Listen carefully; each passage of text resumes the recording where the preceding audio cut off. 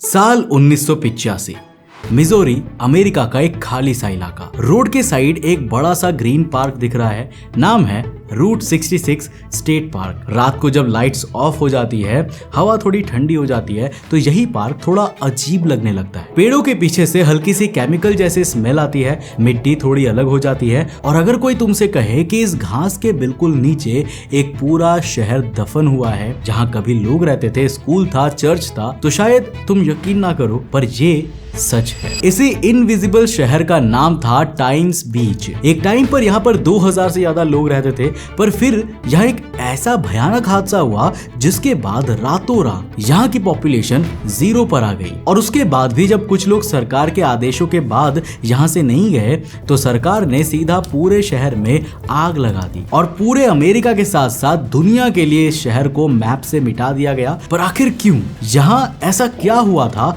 जो अमेरिका ने टाइम्स बीच नाम के एक फलते फूलते शहर को ही अपने इतिहास और दुनिया के मैप से मिटा दिया और पूरे शहर में जानबूझकर आग लगा दी? वेल, इसी सवाल का जवाब जानेंगे आज के इस एपिसोड में। सो हेलो गाइस, मैं हूं कौशिक और चलिए शुरू करते हैं एक और नए एपिसोड। दोस्तों, वीडियो में आगे बढ़ने से पहले मैं देख रहा हूं कि आप में से आधे से ज्यादा लोग हमारे वीडियोस देख तो रहे हो, लेकिन सब्सक्राइब नहीं करते यार। देखो, सब्सक्राइब करने का कोई पैसा नहीं लगता, ये बिल्कुल फ्री है। जा करके सब्सक्राइब वाला बटन दबा देना एंड नोटिफिकेशन बेल को भी ऑन कर देना ताकि हमारे न्यू वीडियोस को मिस ना करो। तो साल 1986, यूक्रेन का शहर प्रिप्यात। सीधी सीमेंट की इमारतें, नीचे प्लेग्राउंड, पीछे एक फेरिस व्हील जो अभी चला भी नहीं है। ये मॉडल सिटी शेरनोबिल न्यूक्लियर प्लांट के 50,000 वर्कर्स और उनकी फैमिलीज के लिए बनाया गया था। फिर 26 अप्रैल की रात रिएक्टर नंबर 4 फट गया। ब्लू व्हाइट फ्लैश, ब्लास्ट और एक इनविजिबल जहर जिसने पूरे शहर और आधे यूरोप में तबाही मचा दी। और कुछ ही घंटों के अंदर लाखों लोगों से भरा यह शहर एक घोस्ट टाउन में बदल गया, जहां की आज की पॉपुलेशन है 0। लेकिन शेरनोबिल से पहले अमेरिका के एक शहर में इससे भी ज्यादा भयानक घटना हुई थी, जिसके बारे में आज भी लोग नहीं जानते। ये कहानी स्टार्ट होती है साल 1925 से। तब सेंट लुइस सिटी का एक न्यूज़पेपर था, सेंट लुइस स्टार टाइम्स। उन्होंने एक अजीब ऑफर निकाला।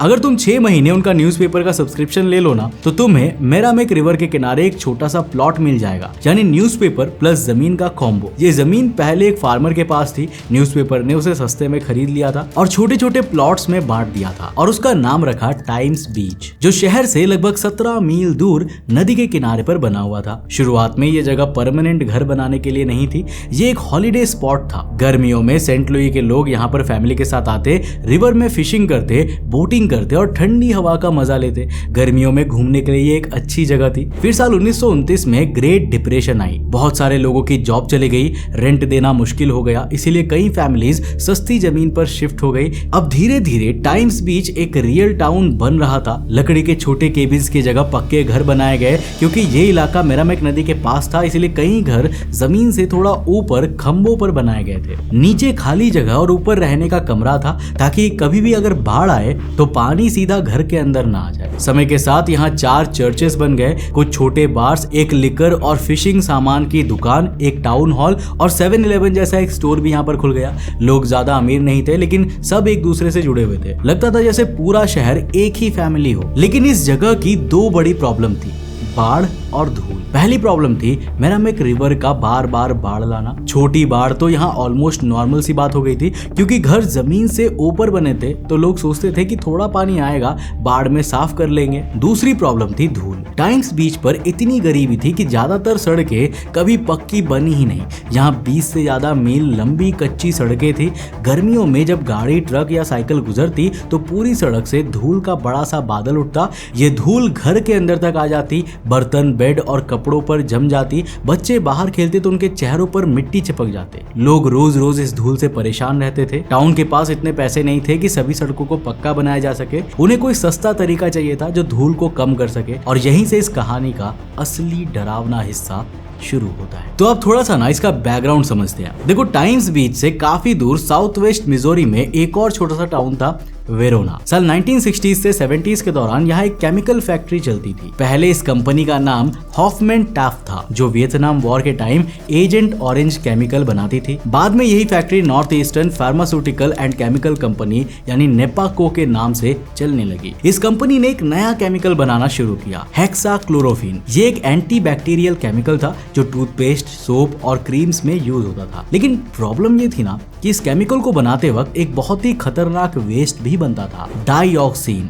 यानी TCDD। ये वही जहरीला केमिकल था जो एजेंट ऑरेंज में भी मिलता था। टेस्ट में पता चला कि डाइऑक्सिन की बहुत ही छोटी सी मात्रा भी जानवरों को खत्म कर सकती है। अगर कोई लंबे समय तक इसके कांटेक्ट में रहे तो कैंसर और हेल्थ को कई सारी प्रॉब्लम्स हो सकती है। फैक्ट्री में जब इसका प्रोडक्शन होता था तो टैंक के नीचे एक मोटा तेल जैसा कचरा बचता था। इस वेस्ट में डाइऑक्सिन की मात्रा बहुत ज्यादा होती थी। अब शुरुआत में इस वेस्ट को दूसरे स्टेट के एक बड़ी भट्टी इनकाइनेरेटर में जलाकर खत्म किया जाता था, लेकिन ये तरीका बहुत ही महंगा पड़ता था। इसलिए कंपनी ने सोचा कि इसे सस्ते में कैसे निपटाया जाए, और यहीं से एंट्री होती है एक ट्रक ड्राइवर रसेल ब्लिस की। ब्लिस का असली काम था वेस्ट ऑयल को जमा करना। वो गैरेजेस और फैक्ट्रीज से पुराना मोटर ऑयल लेता, टैंकर में भरता और ले जाता। साथ ही उसने अपना भी एक बिजनेस शुरू किया, डस्ट कंट्रोल। जब किसी फार्म की कच्ची सड़क, हॉर्स स्टेबल या छोटे शहर की रोड पर ज्यादा धूल उड़ती थी तो ब्लिस अपना सस्ता वेस्ट ऑयल वहां पर छिड़क देता था। ऑयल मिट्टी को चिपका देता था जिससे धूल कम उड़ती थी। अब लोग उसे इस काम के लिए पैसे देते थे, यानी उसका डबल फायदा था।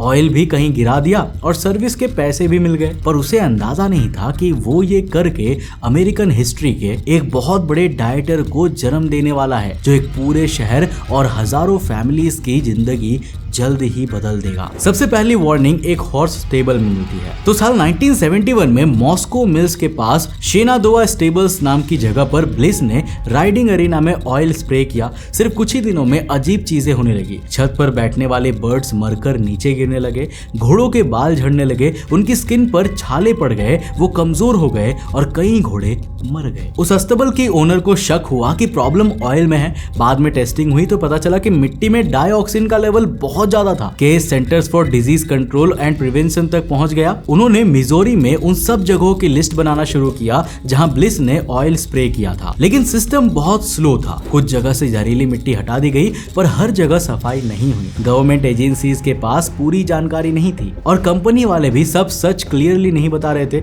इस दौरान ब्लिस अपना ऑयल स्प्रे का काम करता रहा और इसी वक्त टाइम्स बीच के लोग धूल से परेशान थे। टाउन काउंसिल ने सुना कि एक आदमी सस्ते में रोड्स पर ऑयल छिड़क कर धूल कम कर देता है, तो 1972 से मिड 1970s तक टाउन ने रसेल ब्लिस को हायर किया। रिकॉर्ड्स के हिसाब से उसने 23 मील से ज्यादा कच्ची सड़कों पर लगभग 1,60,000 गैलन जहरीला ऑयल मिक्स स्प्रे कर दिया। सोच कर देखो, एक छोटा सा ऑरेंज या व्हाइट टैंकर ट्रक टाइम्स बीच की गलियों में धीरे धीरे चल रहा है। ट्रक के पीछे से एक पाइप से काला ऑयल सड़क पर गिर रहा है। रोड हल्का सा चमकने लगता है और धूल तुरंत काफी कम हो जाता है। कुछ लोग खुश हो जाते हैं, अच्छा है अब धूल कम उड़ेगा। कुछ लोगों को थोड़ी अजीब सी बदबू सी आती है, पर सब सोचते हैं कि ये तो बस यूज्ड मोटर ऑयल होगा। किसी को पता ही नहीं था कि वो ऑयल के साथ एक ना दिखने वाले जहर फैला रहा था। अगले कुछ सालों में टाइम्स बीच की लाइफ नॉर्मल चलती रही। 1970s के एंड तक centre for disease control and prevention और एनवायरमेंटल प्रोटेक्शन एजेंसी को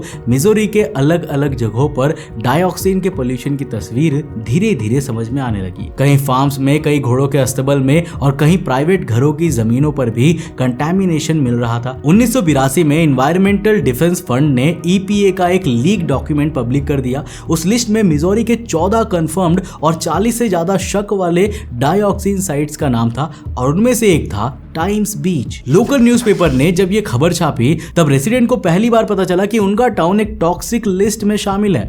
लोग शॉक में थे और गुस्से में भी थे कि इतने सालों से यहाँ रह रहे हैं और हमें अब जाकर ये बताया जा रहा है। अब एनवायरमेंटल प्रोटेक्शन एजेंसी के वैज्ञानिक टाइम्स बीच पहुंचते हैं। 3 दिसंबर 1982 को वो टाउन की सड़कों और कुछ घरों की आंगन से मिट्टी के सैंपल्स लेते हैं। इन सैंपल्स को टेस्टिंग के लिए लैब में भेज दिया जाता है। ऑफिशियल्स बोलते हैं कि रिपोर्ट्स में आने में थोड़ा समय लगेगा। लोग टेंशन में तो हैं, लेकिन अभी सब अपने घरों में ही रह रहे हैं। किसी को अंदाजा भी नहीं था कि सिर्फ 2 दिन बाद उनका टाउन एक साथ 2 मुसीबतों का सामना करेगा, बाढ़ और जहरीली मिट्टी। 5 दिसंबर 1982 को तेज बारिश शुरू हो जाती है।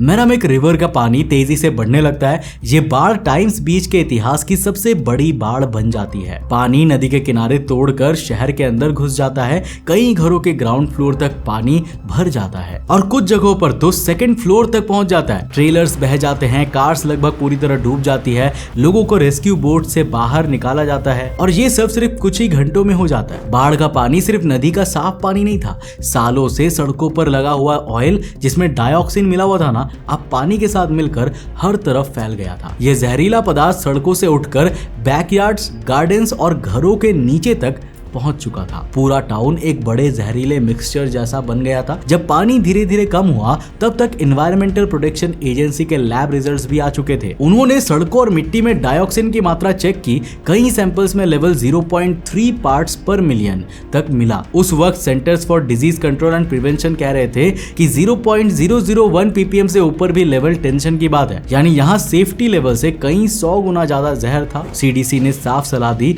टाइम्स बीच में लोगों को वापस रहने की इजाजत मत दो। अब टाइम्स बीच एक बड़े फैसले के मोड़ पर था। एक तरफ कुछ लोग कहते थे हम इतने सालों से यहाँ पर रह रहे हैं, हमें कुछ नहीं हुआ, ये सब ओवर रिएक्शन है, हम फिर से घर बना लेंगे। दूसरी तरफ वो लोग थे जिनके पेट्स मर चुके थे, जिन्होंने फ्लड्स का गंदा पानी अपने घर में देखा था और जिनके बच्चों को हेल्थ प्रॉब्लम्स हुई थी। वो कहते थे हम अपने बच्चों को इस जमीन पर नहीं बड़ा करेंगे। टाउन मीटिंग्स होने लगी, सब एक ही हॉल में बैठकर बहस करते हैं। जो शहर कभी एक फैमिली जैसा था अब 2 हिस्सों में बढ़ चुका था। अब सिर्फ लोकल लेवल पर ही नहीं बल्कि देश के लेवल पर भी एक्शन शुरू हो गया था। जनवरी 1983 में प्रेसिडेंट रोनाल्ड रीगन ने एक स्पेशल टाइम्स बीच टास्क फोर्स बनाई। इस ग्रुप में ईपीए, सीडीसी, फेमा और आर्मी कॉर्प्स जैसे डिपार्टमेंट्स के लोग शामिल थे। फरवरी 1983 में यह अनाउंस हुआ कि फेडरल और स्टेट गवर्नमेंट मिलकर टाइम्स बीच के लगभग 800 घर और 30 बिजनेसेस खरीदेंगी। टोटल खर्चा करीब 36 से 37 मिलियन डॉलर्स बताया गया।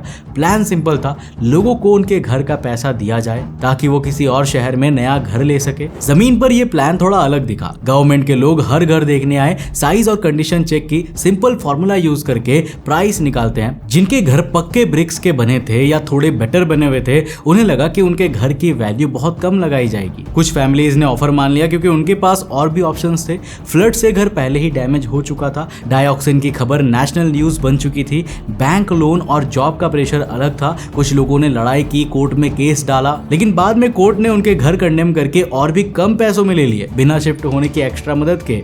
जो लोग ज्यादा लड़े उनका फाइनेंशियल नुकसान और बढ़ गया। जब फैमिलीज नए शहरों में शिफ्ट हुई, उन्होंने सिर्फ अपना घर नहीं खोया, उन्हें एक और प्रॉब्लम का सामना करना पड़ा, स्टिग्मा। स्कूल्स में जब टीचर्स एड्रेस में टाइम्स बीच देखते, कुछ जगह बच्चों को अलग बिठा दिया जाता, डर के मारे कि कहीं उनके कपड़ों में जहर ना हो। कुछ ड्राई क्लीनर्स कपड़े लेने से मना कर देते। पड़ोसी धीरे से बातें करते, ये लोग टॉक्सिक टाउन से आए हैं। जो लोग पहले ही फ्लड और जबरदस्ती शिफ्ट होने से परेशान थे, उन्हें सोसाइटी भी अलग नजर से देखने लगी। साल 1985 तक लगभग सब लोग वहां से चले गए थे।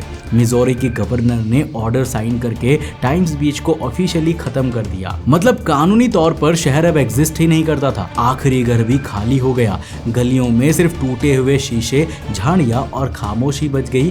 फिर शुरू हुआ सफाई का सबसे बड़ा फेज। गवर्नमेंट ने डिसाइड किया कि जहरीली मिट्टी और मलबे को बहुत हाई टेम्परेचर वाले इनकाइनरेटर में जलाकर डाइऑक्सिन को खत्म किया जाएगा। 1996 से 1997 के बीच लगभग 2.6 लाख टन कंटामिनेटेड मिट्टी मिजरी के 20 से ज्यादा जगहों से लाकर यहीं पर जलाई गई। कुछ लोगों ने प्रोटेस्ट भी किया। उन्हें डर था कि अगर इस प्रोसेस में कोई भी गलती हुई तो जहर हवा में फैल सकता है। अथॉरिटीज ने कहा कि इतनी हीट में डाइऑक्सिन टूट कर खत्म हो जाएगा। टेस्ट के बाद एरिया को सेफ डिक्लेयर कर दिया गया। साल 1999 के आसपास यहाँ रूट 66 स्टेट पार्क खोल दिया गया। आज वहाँ walking trails, playgrounds, picnic spots और वाइल्ड लाइफ दिखती है। सिर्फ एक फेंस्ड माउंड और विजिटर सेंटर के एक छोटे डिस्प्ले से याद आता है कि यहाँ कभी एक पूरा शहर हुआ करता था। हर साल सितंबर के लास्ट सैटरडे को पुराने रेसिडेंट्स वापस आते हैं। वो घास पर खड़े होकर हवा में लाइन खींचकर कहते हैं यहाँ हमारा घर था, यहाँ स्कूल। उनके बच्चे बस कहानी सुनते हैं क्योंकि असली सड़कें तो बुलडोजर के साथ ही मिटा दी गई थी। तो दोस्तों, ये थी कहानी एक ऐसे शहर की जिसे अमेरिका ने रातों रात गायब कर दिया। वैसे क्या आपने कभी अमेरिका के इस शहर की कहानी सुनी है या आपको इससे पहले कभी पता था? अगर नहीं पता था तो इस वीडियो को लाइक जरूर करना और अपने दोस्तों के साथ शेयर जरूर करना। अगर आप नए चैनल पे तो इस चैनल को सब्सक्राइब करने के साथ साथ नोटिफिकेशन बेल ऑन कर देना। और अगर आपको ये वीडियो पसंद आई ना तो मैं आपको रिकमेंड करूंगा कि आप अगली वीडियो इसे जाकर जरूर देखना, जिसमें हमने बात किया है कि आखिर मरियाना ट्रेंच बना कैसे था और आखिर वहां पर कौन कौन सी चीजें छिपी मिली है। जानने के लिए इस वीडियो को जाकर देखना, बहुत इंटरेस्टिंग है। मैं मिलता हूं आपको नेक्स्ट एपिसोड के साथ, तब तक के लिए बाय। जय हिंद।